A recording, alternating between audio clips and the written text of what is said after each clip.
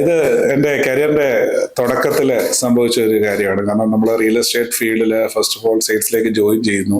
അതിൻ്റെ ഒരു ട്രെയിനിങ് സമയം.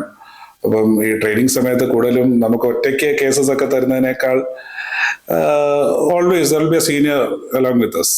അപ്പം എന്തോ എൻ്റെ ഫോർ മൈ ലക്ക് ഞങ്ങൾക്ക് അന്നുണ്ടായിരുന്നത് വളരെ ഫ്രണ്ട്ലി ആയിട്ടുണ്ടായിരുന്ന ഒരു സെയിൽസ്മാൻ ആയിരുന്നു. ആളുടെ പേരെടുത്ത് പറയുന്നത് I think it's very good. കാരണം രൂപേഷ് എന്നായിരുന്നു ആളുടെ പേര്.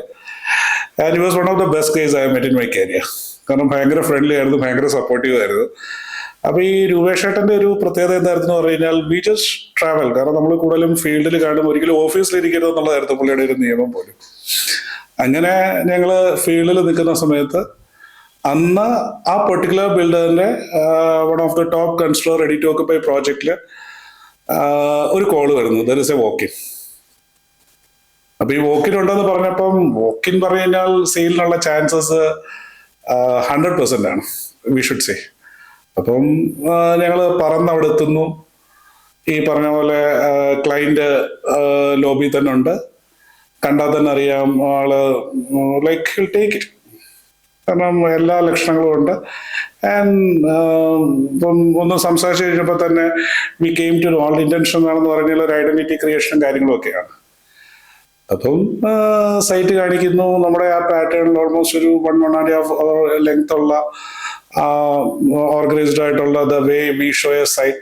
നമ്മൾ അതിന്റെ ഓരോ each and every corner explain ചെയ്യുന്നു. രൂപേഷ് തന്റെ എല്ലാ കഴിവുകളും എടുത്ത് എക്സ്പ്ലെയിൻ ചെയ്യുന്നു. സംഭവങ്ങളെല്ലാം തകർത്ത് വാരി ഞങ്ങളിങ്ങനെ ഏറ്റവും ടോപ്പ് ഫ്ലോറിൽ ഇരുന്നു. ടെറസ് കാണിച്ചു. അവിടുന്ന് സ്വിമ്മിംഗ് പൂളിലെ കാര്യങ്ങളെല്ലാം മെൻഷൻ ചെയ്തു. അമ്യൂണിറ്റീസ് എക്സ്പ്ലെയിൻ ചെയ്തു. പുള്ളി അതിൽ കുറെ പരീക്ഷണങ്ങളൊക്കെ നടത്തി. എല്ലാം ഇങ്ങനെ വന്ന് വി ജസ്റ്റ് കമ്മിങ് ഡൗൺ. ഇനിയാണ് ഈ ഇൻസിഡന്റ് ലൈക്ക് ഈ കഥയുടെ ഒരു കാതലിലേക്ക് വരുന്നത് എവിടെയാണ്.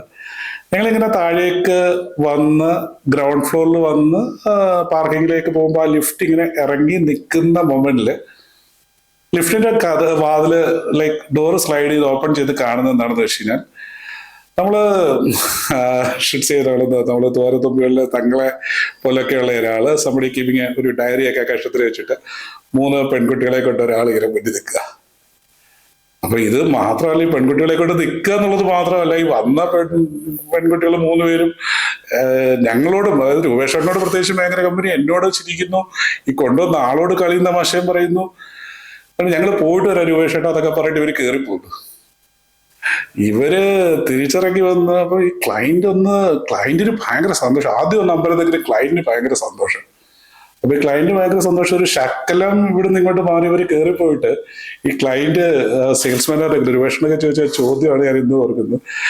രൂപേഷേ, ഇവിടെ ഇതും കിട്ടുമോ? സാറെന്താ ഉദ്ദേശിച്ചേ? അല്ലേ, കിട്ടുമോ? സത്യം പറഞ്ഞ രൂപേഷേട്ട അത്രയും കാര്യം മനസ്സിലായില്ല. It's okay fine.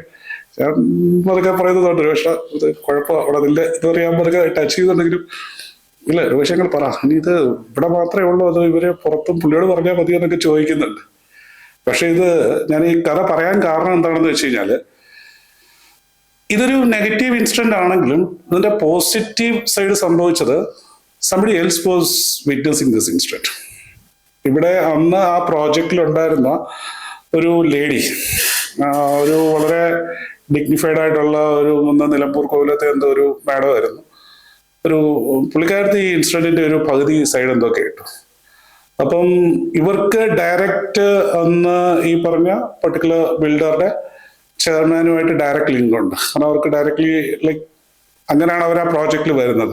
ഇവർ ഈ ഇൻസിഡന്റ് ഈ പറഞ്ഞ പോലെ കാണുന്നു. അതിന്റെ ഒരു എല്ലാം മൊത്തം അവർ കേട്ടില്ല. But somebody like this guy, ഈ വന്നയാൾക്ക് ചെറിയ ഇതുപോലുള്ള ഒരു ആളാണെന്ന് അവർക്കൊരു ഫീലിംഗ് വന്നപ്പം somehow she informed the chairman.